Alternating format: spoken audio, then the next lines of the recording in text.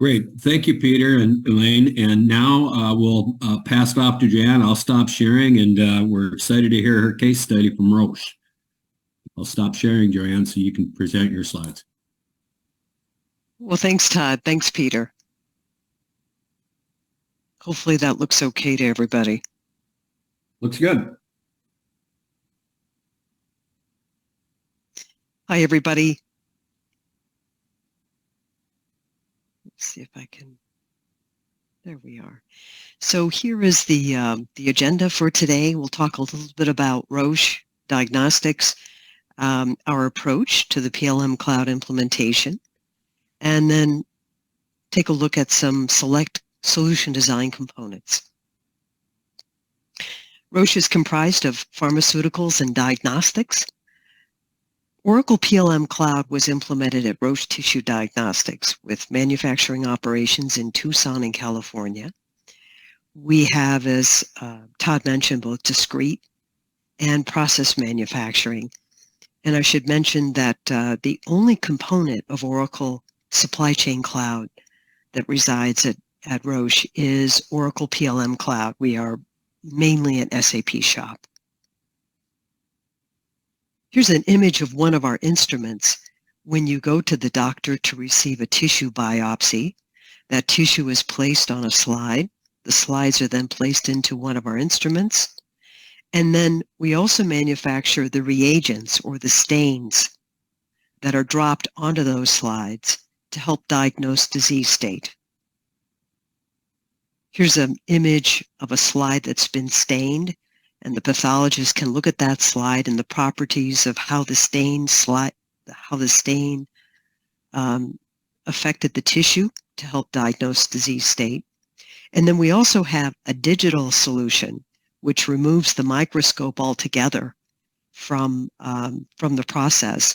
And that, of course, allows for lots of predictive analytics, sharing images for experts all around the world. So that image solution is becoming more and more front and center, the digital image solution.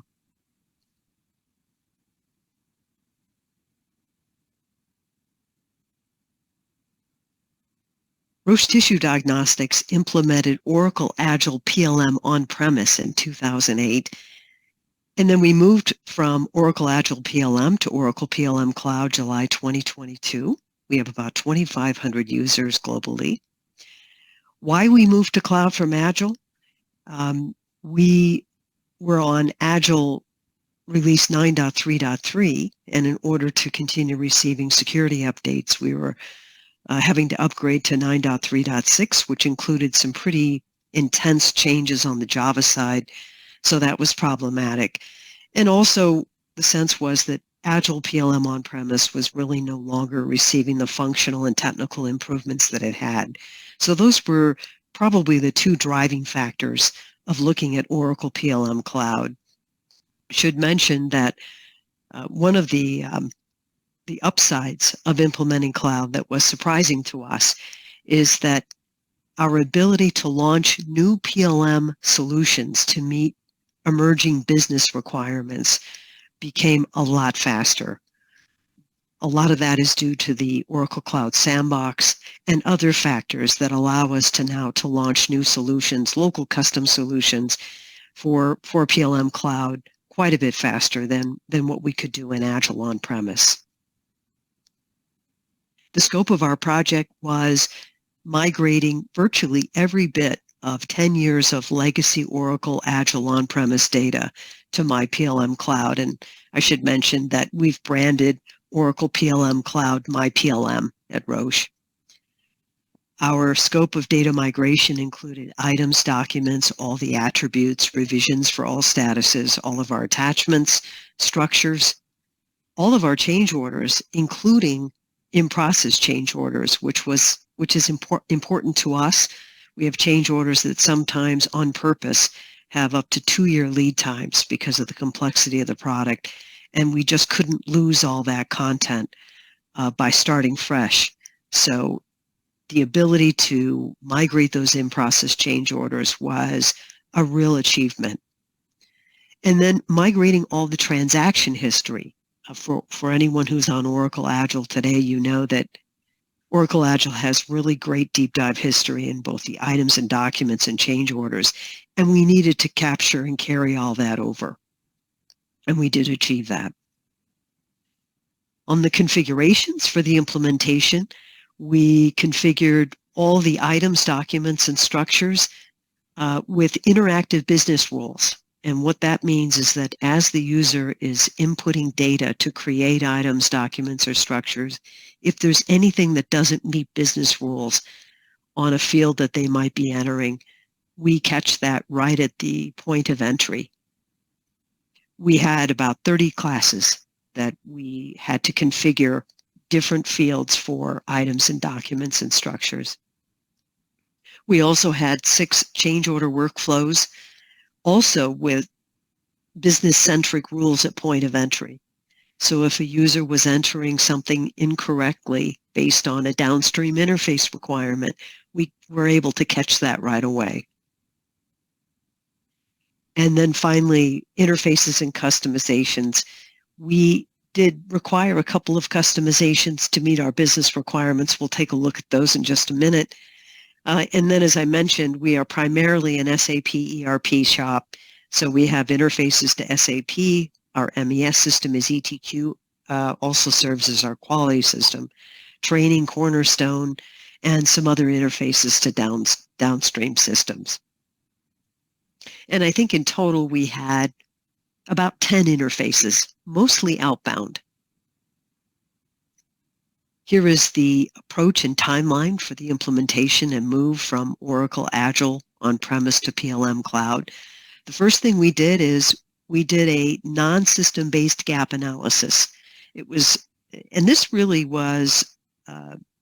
proved to be very accurate, even though we didn't do, we had PLM Cloud set up in a test environment, and it really didn't take us long. If you know Agile pretty well and PLM Cloud's pretty easy to learn, this gap analysis becomes pretty straightforward of what are the things that your business requires that the Oracle PLM Cloud application might not have yet. After we achieved the gap analysis, we then did a pretty in-depth and very effective Oracle PLM Cloud prove-in. So that involves installing Oracle PLM Cloud in a test environment, manually setting up our workflows and our classes, manually creating items and documents and structures, and then prototyping about 80% of our key business processes in that test environment. And once again, this was very effective in giving us a good roadmap of the project plan and turned out to be relatively accurate. We had, for our data migration tests, we had 1 partial data migration, 2 full, and then 1 final go live. This is the time, this is the bar that expresses the actual building of all the configurations, interfaces, and customizations, and also our reports and user interface. Testing and validation, as you can see from our manually configured prove-in, we were able to start developing our test cases very early on, even with this small prove-in, and that was important, I think, to get ahead of the curve. And then user communications and training, and finally go live was last July 2022.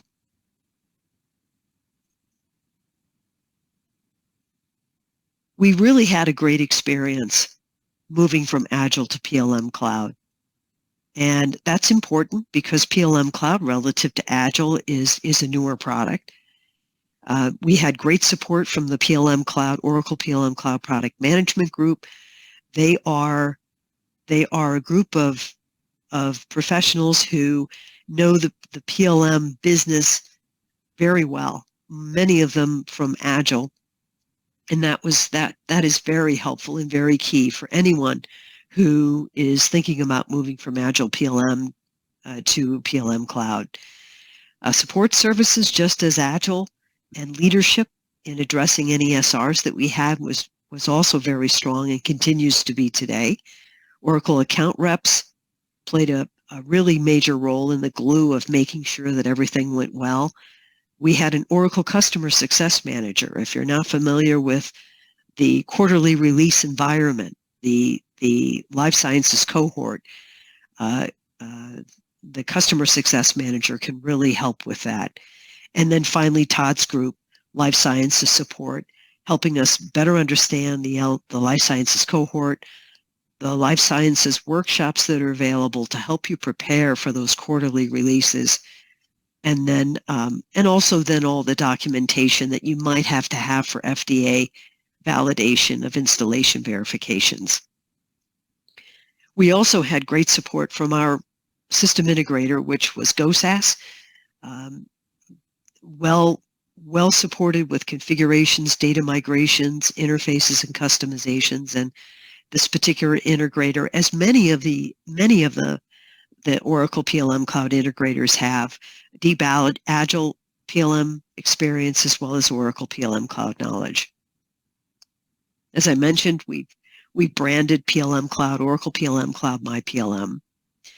And here is our landing page. We were very focused in making sure that this landing page was intuitive and contemporary and clean, and I think we achieved that. When users want to search existing data, we direct them to Search My PLM, which is Oracle's out-of-the-box Oracle OTBI tool. It's not really the PLM Cloud out-of-the-box search tool. We have that running as well because there are some things that application does that OTBI doesn't. But for most of our use cases, we go to Oracle OTBI Cloud. The landing page is a Google-like global search where we actually have wildcards. And then another very similar technology allows us up to 5 wildcard searches. So this really is a search that's exceeding what we had in Agile PLM Cloud. We also have more targeted searches for specific components of data like changes, items and documents and changes, the fields that we need to search on. For documents and items, for example, being able to actually search the affected object is important over in the change search. So things like that. The OTBI has been a real workhorse for us. One thing that Oracle OTBI cannot do and Oracle PLM Cloud can't do is it is not yet able to search inside of attachments. So if you have an item or a document that has attachments, and those attachments are PDFs or Microsoft Word, how do you search inside those PDFs and Word for certain attributes? That we had to develop a custom tool, and that was with help from GoSAS. And this has been this was something that we had to have in order to move to cloud, and it's been very, very successful. We also wanted to make sure that although we were able to migrate every bit of Agile data that we needed to Oracle PLM Cloud, we also wanted to double check that we had indeed everything. So we did lift Oracle Agile in read-only and move it over to PLM Cloud, and then we restructured it to look like the Oracle PLM Cloud look and feel. And then finally, Oracle PLM product development, which is the key key application. The first thing, when you select Oracle PLM Cloud Development, you'll come onto a landing page, and this is where all approvers look to approve their change orders.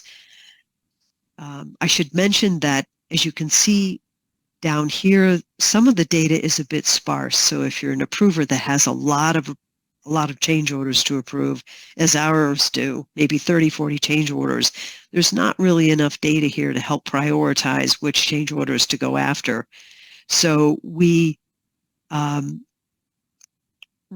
created a couple of custom reports that's just a couple of extra clicks that have worked out very well, that show the activity type.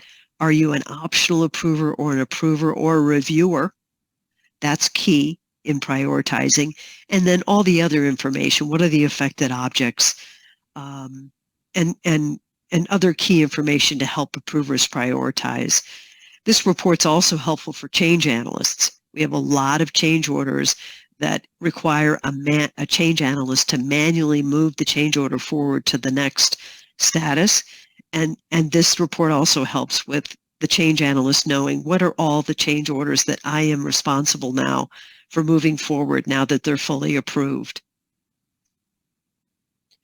Should mention that in Release 23C, there is one bit of data that's being added to this view, which is going to be very helpful, and that is the activity type. Are you an approver, an optional approver? We're unsure if this is also going to include if you're a reviewer, but that's going to be helpful. So slowly but surely, there is data being added in the out-of-the-box view that will help with that prioritization. For my changes, this is if you've created change orders, a lot of great data here that is exposed. How many days has that change order been in current state, and a lot of other good information. And then finally, on the right-hand side, if you need to create an item, document or structure or a change order, go to the tasks icon. If just mentioning this screenshot's showing that as someone's creating change orders and moving them along the statuses, we always have a change audit running in the background, double checking that everything has everything that it needs to do well once the change order is created and going into downstream systems. And Oracle PLM Cloud, Oracle Cloud in general, has some really great middleware tools and APIs that really were providing us with everything we needed to do that data point of entry checking. One thing that Oracle PLM Cloud, at least for us, was missing was the ability to comment throughout the life cycle of the change order to the degree that we need. We really rely on collaborative comments. Anybody able to collaborate and comment on a change order. So we added a customization, and as you can see, it fits right into the tool nicely. This is the out-of-the-box PLM Cloud Search, which has some nice things that our OTBI search doesn't have. So we've left it enabled, and many users come here rather than going to search my PLM, depending on their use case. Clipboard does pretty much what you would imagine that it does. And then finally, lots of reports were required, especially around ensuring that we were able to mesh and aggregate all the history that Agile PLM provided and Oracle PLM Cloud has. So if you're an Agile user, you know that on the change order and items and documents, you have some really great deep dive history. At the time when we migrated, Oracle PLM Cloud didn't let you see who recently got that attachment and downloaded and viewed that attachment or made a change to that attachment. That information has now since delivered. At the time when we went live, we didn't have that in cloud, so we had to create a data mart that first loaded in on a given item what was the past history, deep dive history of that item or document, and then mesh that and mash that with the future, current, and ongoing PLM Cloud information. So we needed a data mart for that. Each release is providing more and more history that's more Agile-like in Oracle PLM Cloud.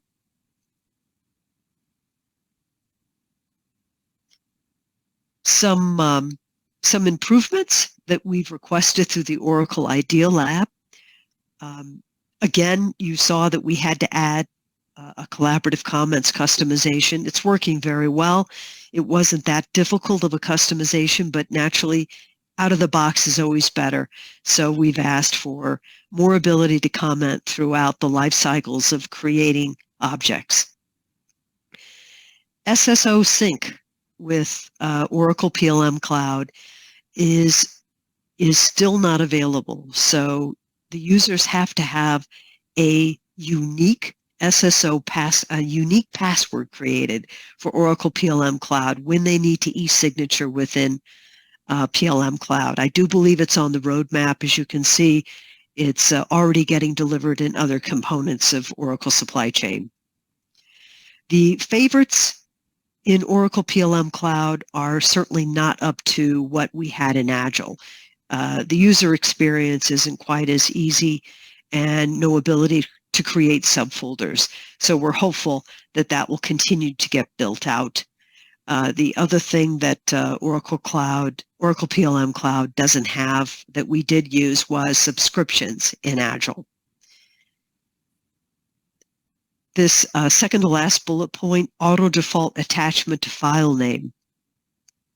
When somebody uploads a new attachment to Oracle PLM Cloud, here's the file name that they just uploaded. In Agile, all the components aligned with that new file name, including the title. And in Oracle PLM Cloud, the title is stagnant and picks up the value from the last attachment. So the users have to simply do a copy paste from the file name into the attachment title to make sure that they're equal, so that when you look at that over on the left-hand side pane, which is where most eyes get focused, your title is actually reflecting the latest file name that you've uploaded. There are some high points. If you use attachments if you use the title of attachment more as a category, so these are all our supplier qualifications, there might be times where you don't want the title to upload to the file name. So depending on your use case and how you use the title, this can be a good thing that it doesn't align to the file name. The other thing, the other idea that we've added to the Ideal Lab is that right now, at least to our knowledge, any user is able to go into the attachments on an object and adjust what is the latest active attachment. So that is a problem. If somebody happens to choose an earlier version of an attachment and not the attachment that's been released to production, a drawing or another type of attachment, that's possible right now. We implemented a customization that hides that ability to change that latest active production attachment from the user community and only allow IT to change that attachment version. So far, it's working very well, but naturally, having this out of the box with that integrity that you get when it's a standard in the product would be ideal. As Todd mentioned, you do receive new Oracle releases every quarter, and we're on the life sciences cohort, so you can see that, for example, we just received Release 23C in our dev environment. We'll receive Release 23C coming in our test environment September 1st, and then in production on September 15th. The way that we validate that is that the minute that new release hits our development environment, our systems integrator GoSAS and locally here at our Roche IT, we quickly do a fast regression test to make sure that we have enough runway to fix anything that we might need to before we go live in production. GoSAS has most of our regression tests automated, so within 6 days of our release delivering to development, we have a very good idea of whether or not we have any issues. I have to say that these releases have been extraordinarily solid. Very pleasant surprise. We were ready for them not to be. So that's Oracle's done a great job in making sure that these releases are solid. Once the release comes to our test environment, again, we run our regression tests both on GoSAS, our system integrator, and us. Our regression test cases take about a week to run. They are a condensed group of what we ran to go live. Here's an example of our communication out to our business every quarter, and I'm not sure if you can read this too well, but this reflects our communication that talks about the new features that have come in the out-of-the-box Oracle quarterly release, such as now the abilities, change owners have the ability to add new approvers and reviewers to change orders at current status. That was something we were really looking forward to, and that's now a capability. And then here you can see where we're announcing something that we did locally, which was sending an email to a change owner when they were the last approver to approve on a change order. It's part of our business practice. So everybody looks forward to these every quarter. And we really are liking the quarterly release cadence far more than we thought we would. And it's been a great experience. That concludes the summary of our implementation, and thanks for listening.